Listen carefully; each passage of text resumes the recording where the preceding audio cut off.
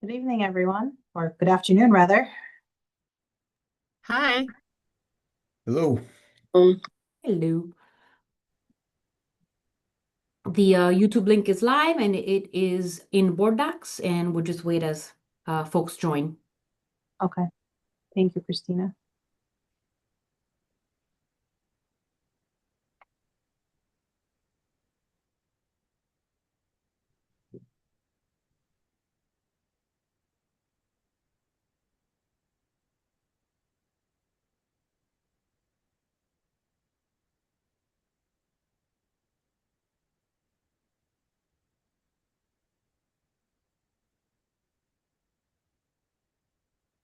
Good afternoon, everyone. Afternoon. Good afternoon. Good afternoon.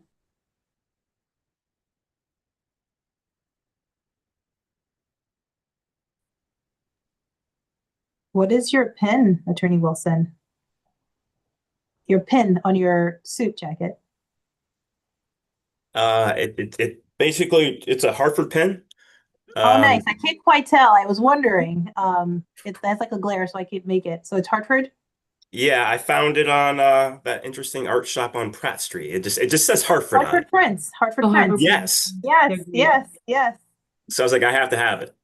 Yeah, yeah, they have amazing things at that shop.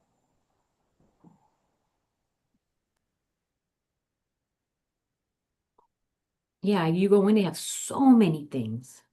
It's really cool. I would have gotten more, but when I went there, I only saw this one. That's so.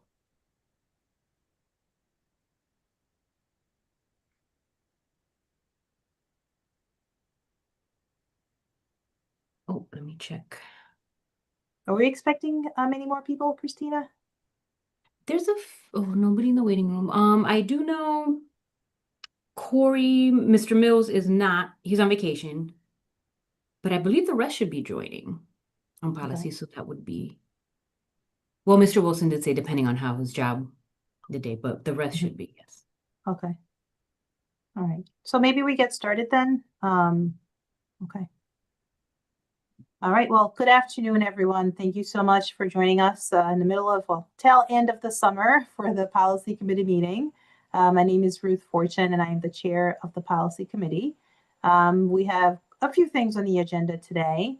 Many of them are updates on things that we've been working on, and three of them were policies for first readings. The first item on the agenda is the renaming of Classical Magnet. The request is not to completely remove the name Classical Magnet, but it's to change it to the Hernan Lafontaine Classical Magnet School.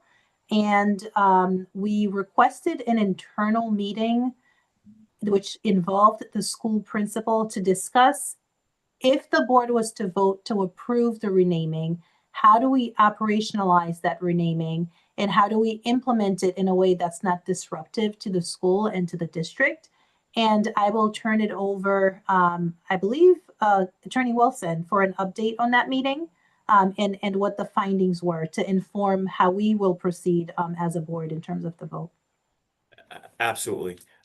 So we organize an internal HPS school renaming committee at the request of the board. We were intentional to make sure that it included the building principal as she was experiencing that request at her particular job site and knew about what the comfort level was with the school community as she had those conversations and also had conversations with the family. We took a two-pronged approach to being responsive to what the board asked us to accomplish in this particular space. One was to identifying kind of like overarching principles that should guide district decision making in any instance of asking for a change in school name, and then immediately responding to the request for a name change at Classical. We completed a memo that's dated August the 7th, 2025, for sharing out with this particular team to kind of highlight that work that we did.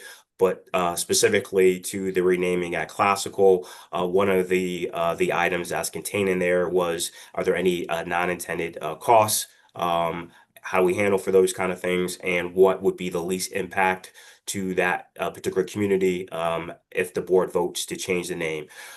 With that said, part of our team was our chief financial officer. We heard loud and clear that that was not a cost, and this was actually shared by the school community through the building principal, that the cost should not be something that the school that has to come out of the school budget. So our CEO, our chief financial officer, was part of that conversation, is prepared to talk to the extent that this conversation moves forward, was how that cost could be owned by the district. The immediate costs that we identify would be the cost of the signage. So changing the name to the building outside, etc., would be one of the immediate costs we identified. In terms of identifying what that number would be, that's something that we tagged in our chief operations officer, Jose Colon, to work on in the instance, again, that the board votes to change the name. So the signage would be the immediate, I guess, most significant item in terms of effectuating a name change. Then with that said, just to kind of speak a bit about, for lack of a better term, I'll describe this next category of things, concerns. The concerns would largely just in that category of what does this mean for our students when they're filling out College Board applications, applying for financial aid, in terms of there's a code that's attached to their school on those federal documentations and forms. So what we lifted is that as long for sake of brevity, part of that conversation is as long as classical remains as part of that school name, that's not something that we have to change. So those students, it would not be an impact to those students, being that if the proposal was to add the requested name in front of at Classical Magnet, then those students would still continue to be able to utilize the code, the existing code, when they're filling out their FAFSA applications, as well as other relevant College Board applications. That's a high level summary as it pertains to all the items that we put in the memo, but those are some of the things that just jumped out that guided our conversation as a team. And I'm more than happy to answer any questions or anything that I missed. Thank you, Attorney Wilson. I will open it up to see if we have any questions.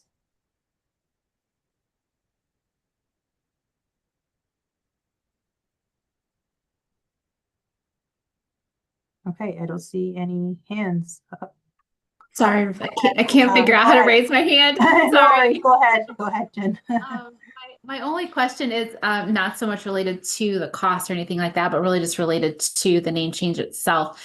Have we heard anything negative from the community outside of just not wanting to change the school name that we as a board should consider before making the name change or the vote on it? I'm just not, I know we've only heard, the positive glowing things that have been great, that have been, folks showing up at the board meetings, but just not sure if there's been anything else that we should take into account. I could tell you from our work group, there was nothing negative shared. The principal was an active participant. She didn't share anything negative in terms of the requested change. So I would, on point, no, we haven't. Okay. Great. Thank you so much. I can add, in conversations that I've had with folks, I think at best, at first there wasn't an understanding of what the history was or why the request was being made. I think as people learned more about why that school, why Hernan LaFontaine, people seem more receptive to it. If anything, more so indifferent, not for or against it, but just willing to. It's not something they want to stand against or staunchly advocating in favor either. That's mostly the sense that I've gotten. Obviously, family members of Dr. LaFontaine are highly in support of this, and many others support it, but I haven't had anyone who's really vocally, strongly opposing this effort.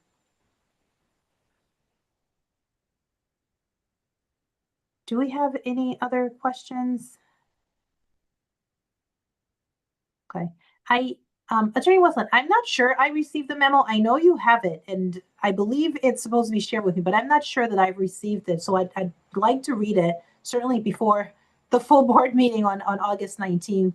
If you could send that to me. If somehow I missed it, I apologize, because I think it has answers to some of the other questions that I had in terms of, for instance, students applying. I know you talked a little bit about classical students applying for college, but how does it affect, how did we discuss internally making sure that as the school is being served, because it's a magnet school and we're trying to attract a large group of students from not just within Hartford, but also outside of Hartford, how does that affect the SEO in terms of students looking up the school, that type of stuff? So I'd be curious to hear that as well, to make sure that overall, right, it's only advantageous to the school and it doesn't have any adverse impacts in any way.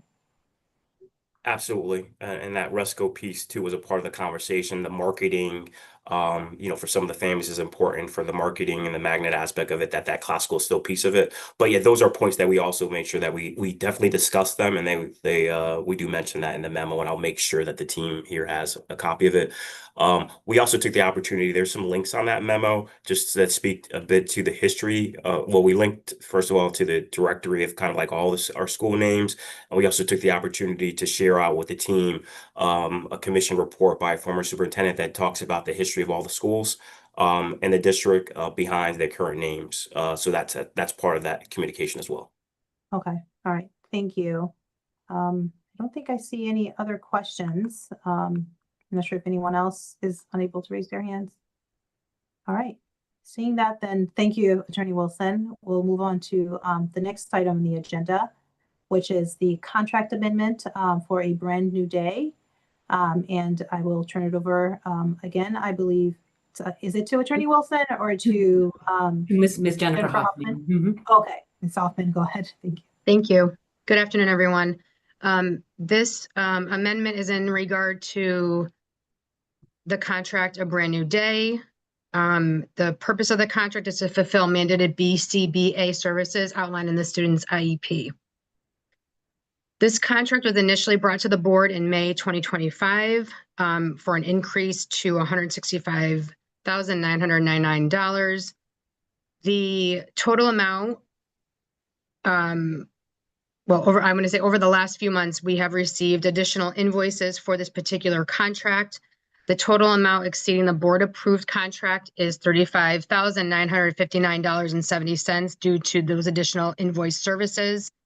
This brings the amended contract total to $201,958.70.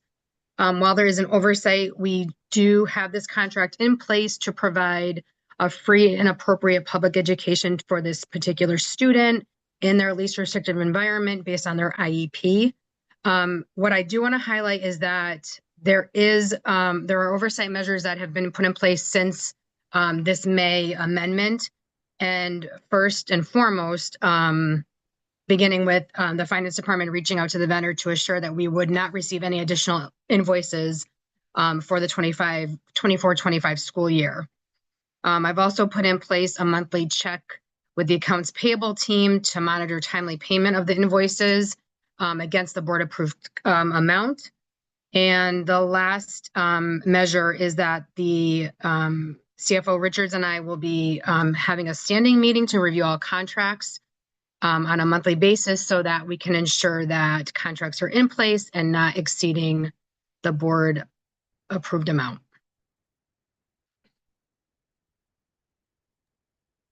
Thank you. I will open it up to questions.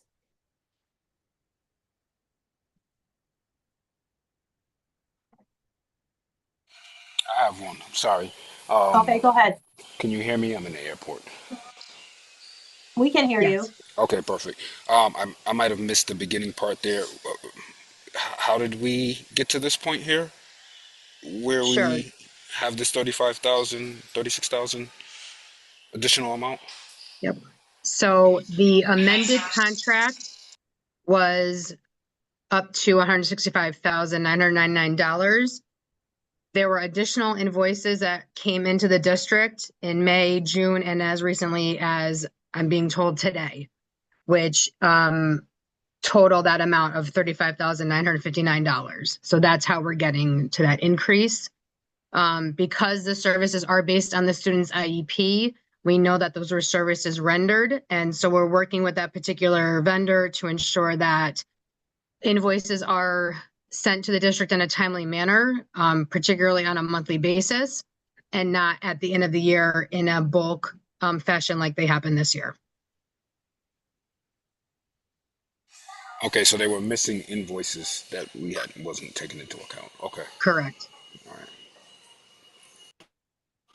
Thank you. You're welcome. I don't think I see any hands.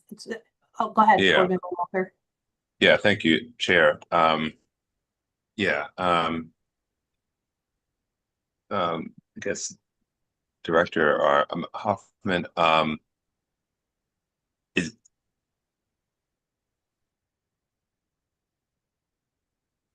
is there some monthly? So what didn't happen? Is there no control in that says, like if you get a certain time of the year and the spin rate's too low, some alarm or something that triggers to people to go ask or see, is it like, I guess, what's the improvements that are going to happen to make sure we catch it? Sure. So right now, I think initially is finance had reached out to the vendor to ensure that there are no additional invoices coming in the remainder of the summer. That's one. But I think even beyond that, I'm going to set up a monthly meeting with accounts payable and CFO Richard so that we are monitoring the invoices on a Okay. monthly basis. And then what CFO Richards and I will do is meet separately to ensure that all contracts are not exceeding the amount approved by the board. Um,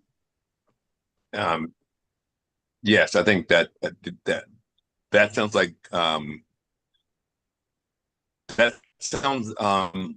a good starting point, and we'd love to see some report outs as the year goes on as to how that's working.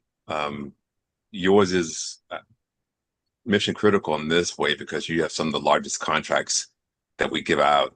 So yeah, having those well understood, I think it would be maybe a good and best practice for everyone else to follow as well.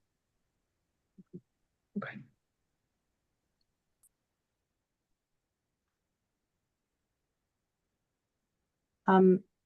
I have some clarifying questions as well.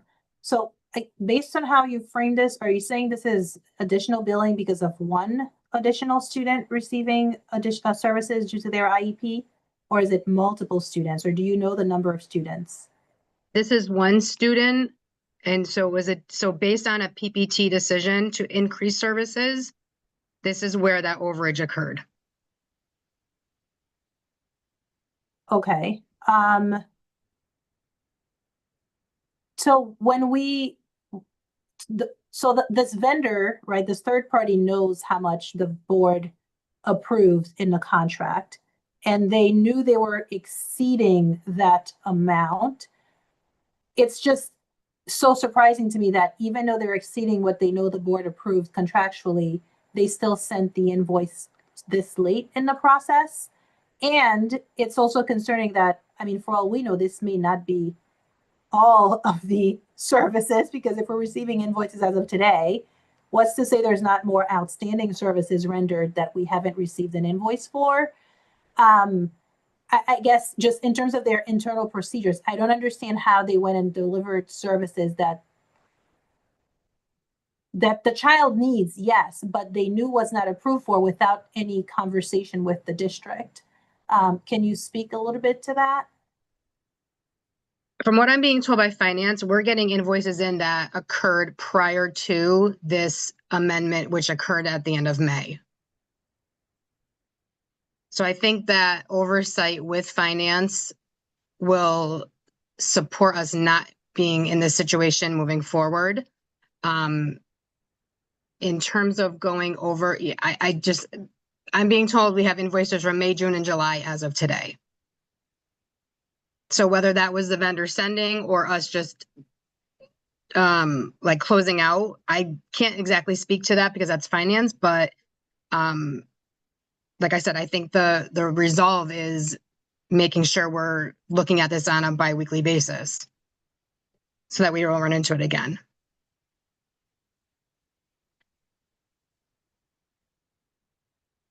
Okay, I see that other board members have questions, so I Mhm. will, Mr. Wilson, then Mr. Walker.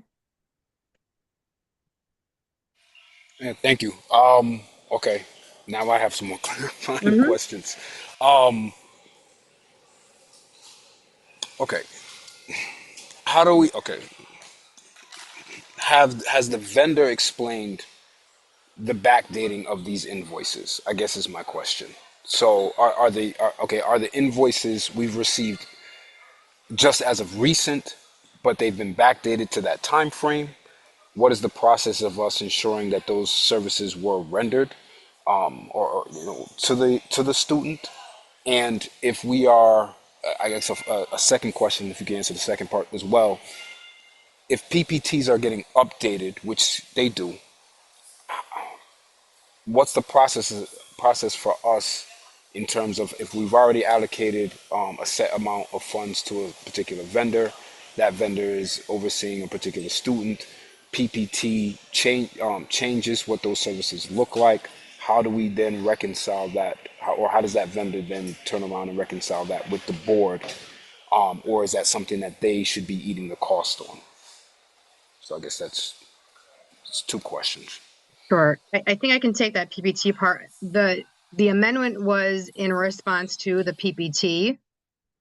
I think what we're running into is that the vendors sent invoices from May, services in May and June, and for whatever reason dated in July. And again, I don't see all of the invoices that come in through accounts payable, but for whatever reason, they were sent later, or finance addressed them later, outside of what was approved through that amendment in May.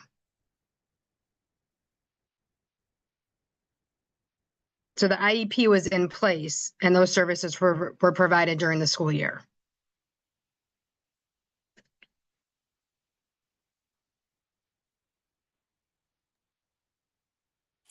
Okay, I think I would like a little bit more info on not particularly what's in the IEP, but when the IEP was changed, and then when the services were rendered. I feel like I guess I'm feeling like we don't have any, not particularly to this case, but just in the future. Sorry about my background. It's okay. In the future, making sure that we're not being overcharged by the vendor or trying to sneak charges in there at the last minute so that they can fix their own books. I guess I have a concern about that. So I'd like to know when the IEP changed, when the services is rendered, and if it fits inside of the contract.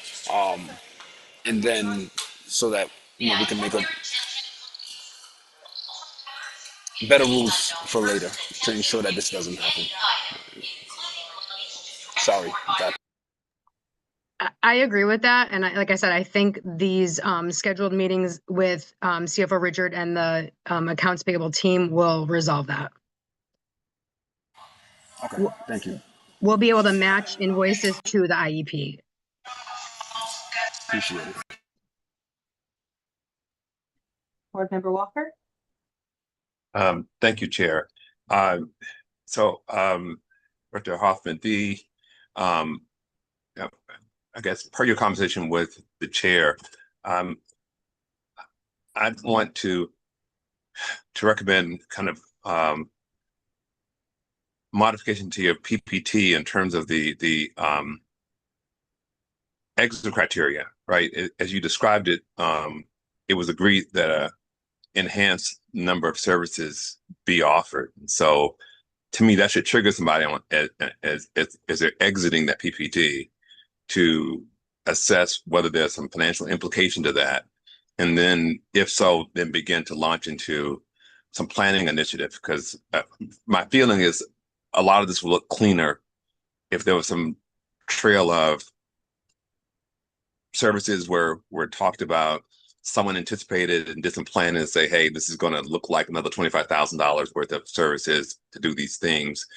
And it lists it's recorded at that time, and it would explain then why things are showing up late and it's not just covering some overage. Mm-hmm. So yeah, I would like to see maybe just a change in your exit criteria, as well as the work you're doing with the CFO. So I don't know if there's a document, but I'd like to maybe you to follow up with us later with that modification to PPT that then would, because that to me seems like that would signal when finance should be getting involved, get notified, and then that planning and that follow up you do would have some more inputs to it. So that's it, more of a comment and a request. Thank you. Thank you, Board Member Walker. I'm not seeing any other questions. Thank you, and I will come to a vote at the board meeting. We'll move on to the first reading portion of our agenda. The first policy of first reading is Student Health Services, which is policy 5141. And I will turn it over to Attorney Wilson. Thank you. And I'm going to attempt to share my screen here.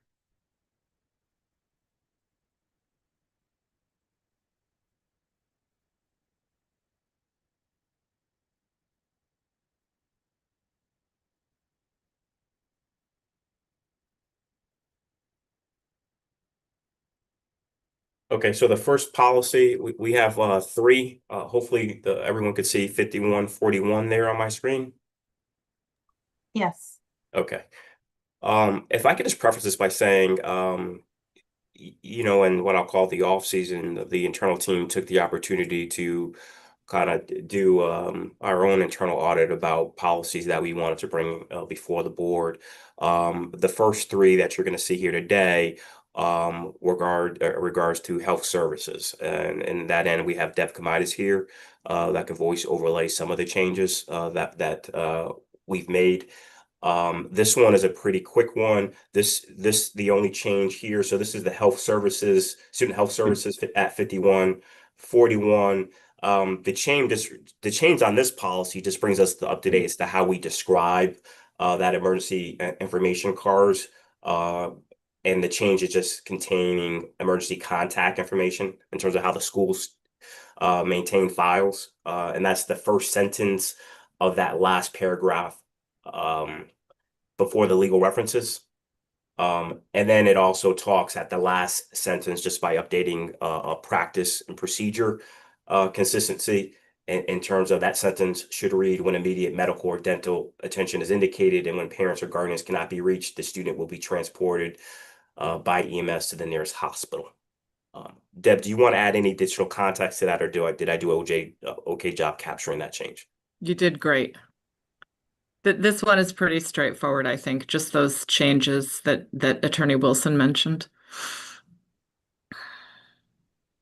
So Board Member Fortune, with that, I'll turn it back over to you in terms of any questions for this particular one. Thank you, Attorney Wilson. I don't think I see any hands up. All right, pretty straightforward. The next item, the first reading is the health assessments, which is policy 5141.3. I'll turn it back over to you, Attorney Wilson. Okay.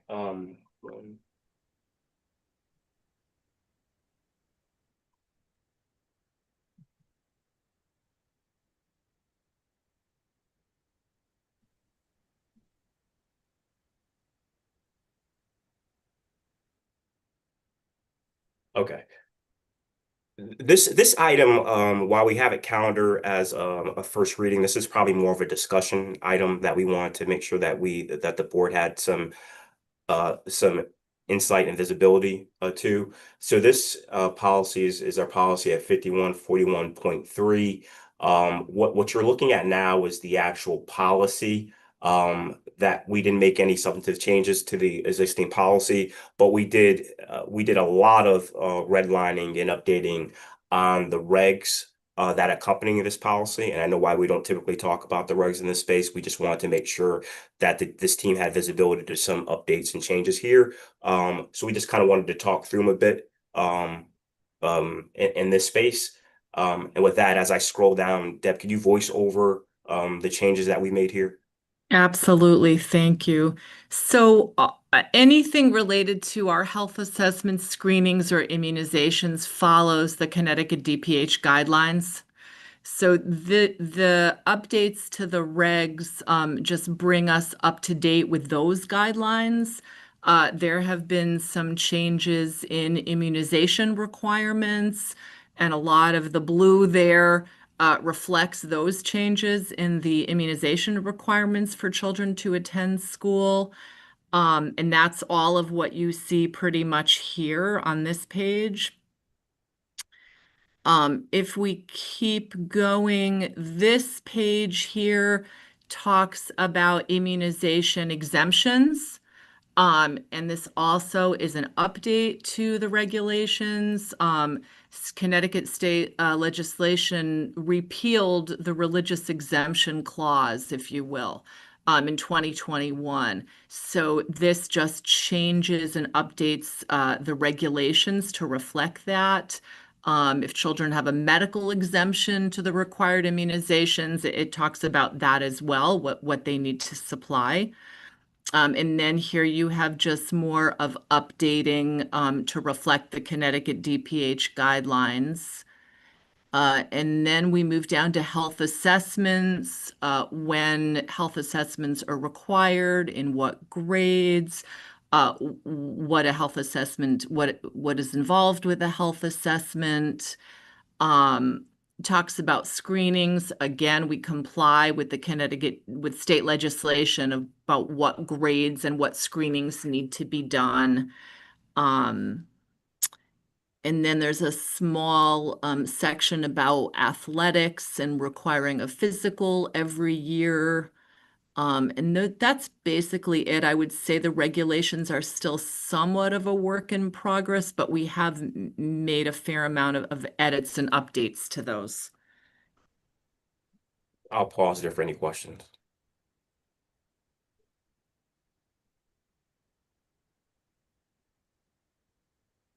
I am not seeing any questions.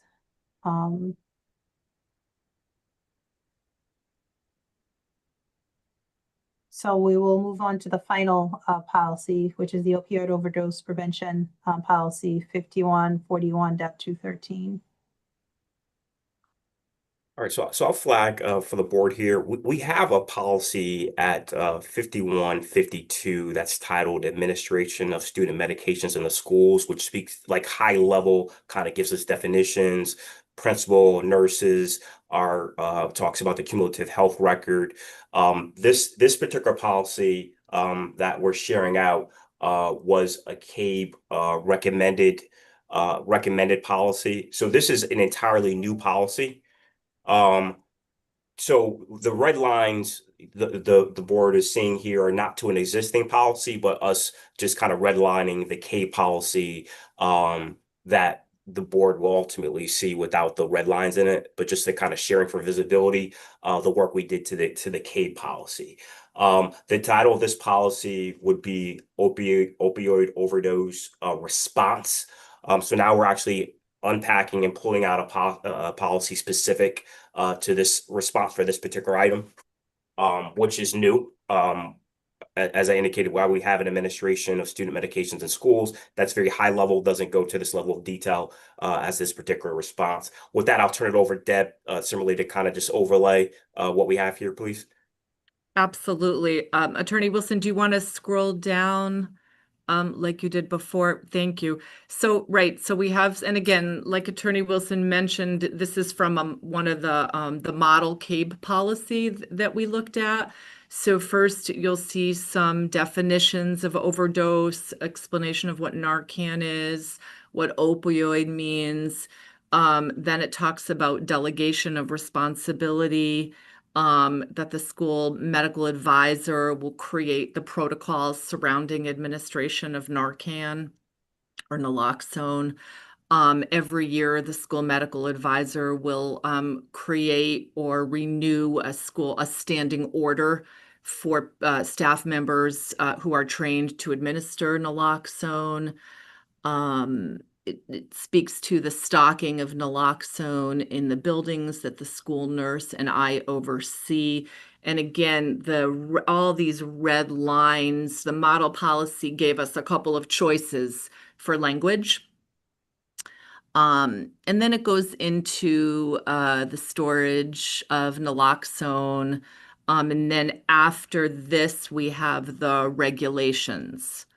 And that will get into sort of the nitty-gritty.